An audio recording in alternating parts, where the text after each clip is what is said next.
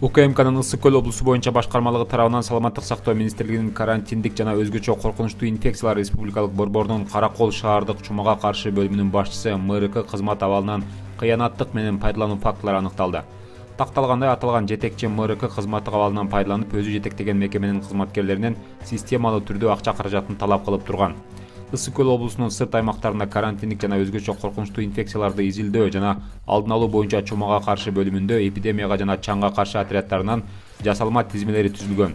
Жыл сайын жай мезгилдеринде тиешелүү буйруктарга ылайык белгилүү сандагы адистерден турган отрядтар сырт аймактарына чыгып кетүүгө тийиш, бирок иш жүзүндө бир кыйла азыраак сандагылар чыгышкан. Ошол эле учурда мындай адистин ар бирине жол кире акысына акча чегерилген. Сырт аймактарында иш жүзүндө иш жүргүзбөгөн адамдарга акча каражаттар которулгандан кийин аталган МРКга системалуу түрдө өткөрүп берип турушкан. Азыркы учурда Кылмыш жаза кодексинин 337-беренесинин 2-бөлүгү боюнча козголгон кылмыш ишинин алкагында МРКнын мындан башка мыйзамсыз иштерине катыштыгы бар экендигин аныктоо боюнча ыкчам тергөө иш чаралары жүргүзүлүүдө.